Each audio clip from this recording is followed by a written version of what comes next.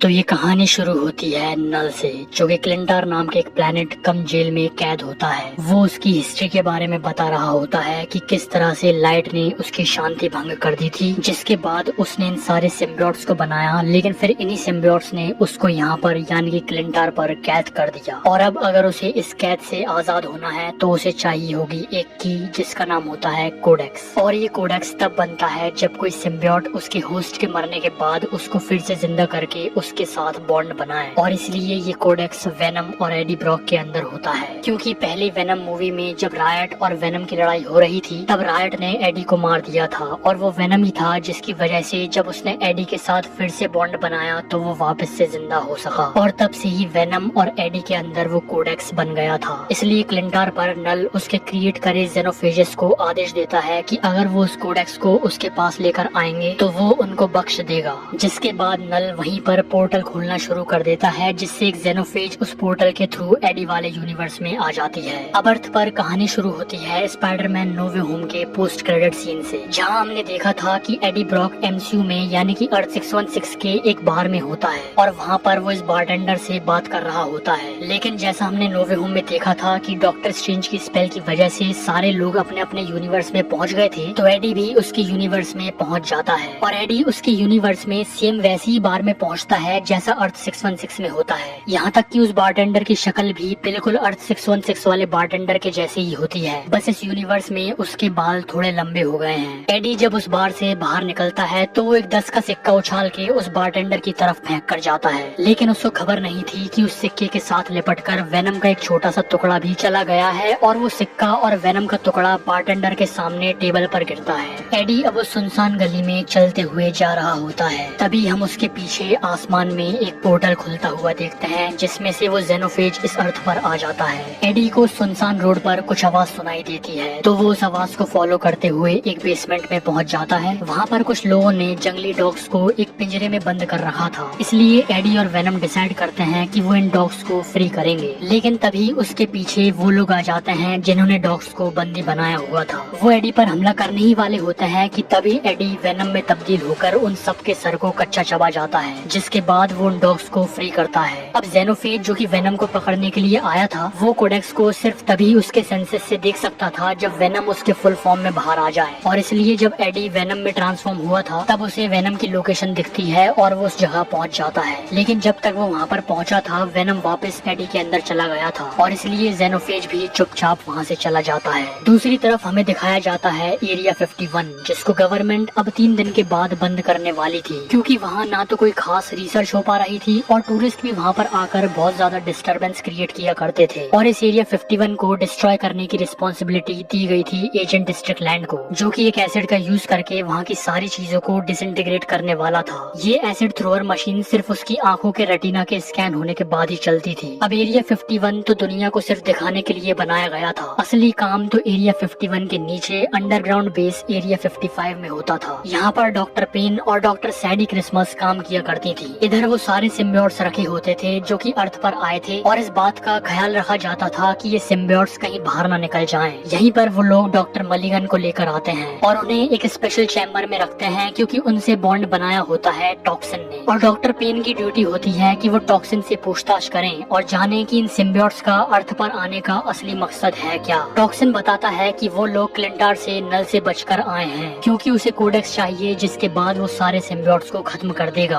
वो उन्हें ये भी बताता है कि कोडेक्स वेनम के अंदर है और वो सिर्फ तभी डिस्ट्रॉय हो सकता है जब वेनम या फिर एडी में से एक मर जाए। डॉक्टर पेन टॉक्सिन की इस बात पर यकीन कर लेती है, लेकिन एजेंट रिक सिम्बियोट्स पर यकीन नहीं करता और वो कहता है कि शायद ये किसी और वजह से हमारी अर्थ पर आए हैं। खैर वेनम को तो उन्हें पकड़ना ही था, क्योंकि सिर्फ वही एक सिम्बियोट था जो कि उनकी फैसिलिटी में नहीं बल्कि बाहर घूम रहा था। इसके बाद अगले दिन एडी को उसके घर जाना था, इसलिए वो एक फ्लाइट से वेनम के जरिए चिपक कर जा रहा होता है। लेकिन क्योंकि एडी को तेज हवा की वजह से परेशानी हो रही थी तो वेनम फिर से उसके फुल फॉर्म में आ जाता है, और तभी जेनोफेज को फिर से वेनम के अंदर कोडेक्स दिखता है, इसलिए वो ग्राउंड से ही डायरेक्ट छलांग लगाकर उस प्लेन पर चढ़ जाता है। वहाँ वो वेनम पर हमला करता है, जिसकी वजह से वेनम मजबूरन वापस एडी के अंदर चला जाता है और एडी उस प्लेन से नीचे गिरने लगता है। वेनम जानबूझकर एडी के अंदर गया था, क्योंकि उसे जेनोफेज के बारे में ऑलरेडी पता चल गया था कि जब वो खुद फुल फॉर्म में नहीं होगा तो उसे कोडेक्स नहीं दिखेगा। वेनम एडी के लिए पैराशूट क्रिएट करता है, जिसकी जिसकी वजह से वो आराम से ग्राउंड पर लैंड कर पाता है, जो कि एक सुनसान वीराना होता है। एडी फ्रस्ट्रेट होकर वेनम से पूछता है कि वो ऐसा कर क्यों रहा है, वो बार बार वापस उसके अंदर क्यों जा रहा है। तो वेनम एडी को कोडेक्स और नल के बारे में बताता है और क्यों ये क्रीचर यानी कि जेनोफेज उसके पीछे पड़ा हुआ है। अब वेनम उसके फुल फॉर्म में नहीं आ सकता था, क्योंकि वो जानता था कि ऐसा होते ही जेनोफेज उसके पीछे आ जाएगी। इसलिए अब वेनम और एडी को कुछ तरीका ढूंढना था इस वीराने से बाहर निकलने का। तभी एडी को वहाँ पर एक घोड़ा दिखता है और वो वेनम से कहता है कि क्या तुम इस पर चढ़ सकते हो।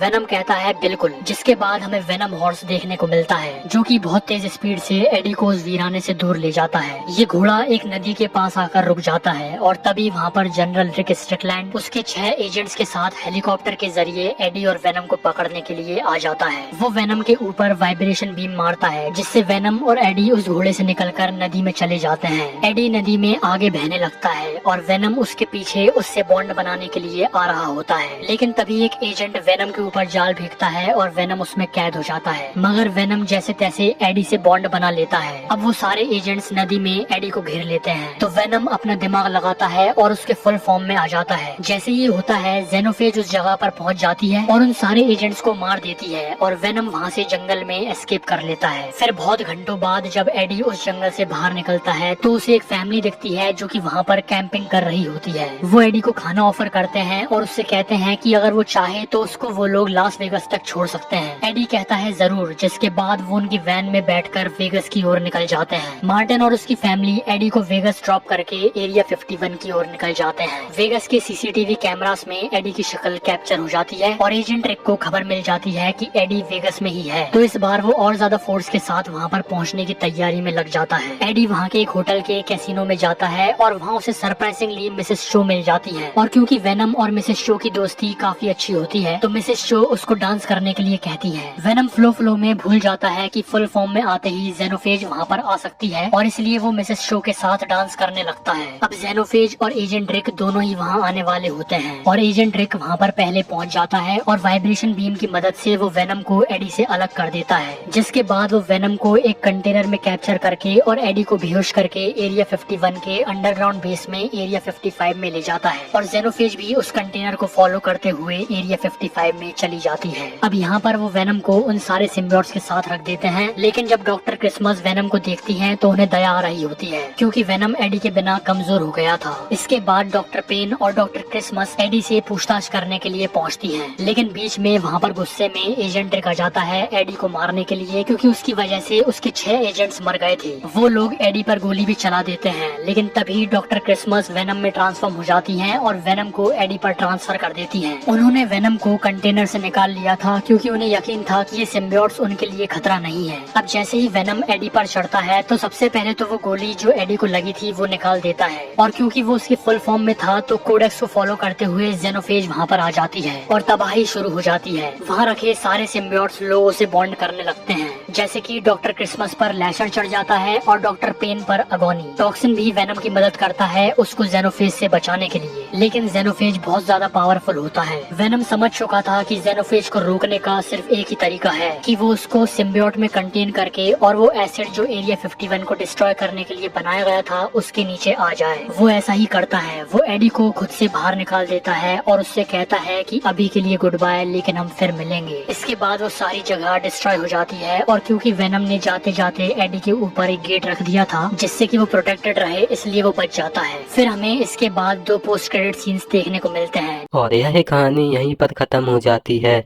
और अगर वीडियो पसंद आए तो वीडियो पर लाइक और कमेंट जरूर करें और इसी तरह की कहानी के लिए चैनल को सब्सक्राइब जरूर करें।